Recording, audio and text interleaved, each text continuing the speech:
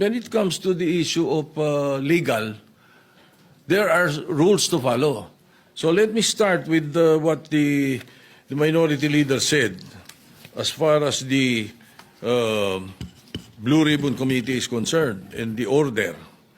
Malinaw sa rules natin a witness cited in contempt may be ordered by detained in such a place as may be designated by the committee alone or, andun yung or with the concurrence of the Senate President by either one detention order.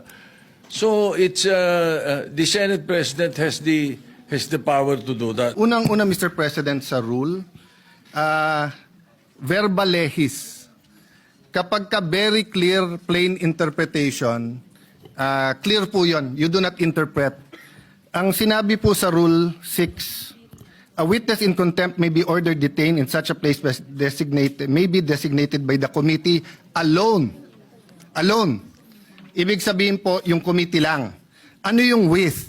Kasama. With concurrence of the Senate President. Hindi nakalagay or the Senate President.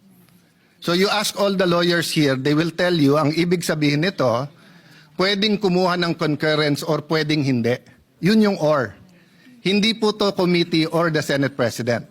That's why if you go to the last paragraph, the order may be lifted by the chairman with the concurrence of the Senate President. The Senate President cannot lift ang nakalagay doon with the concurrence. Hindi rin pwedeng yung committee.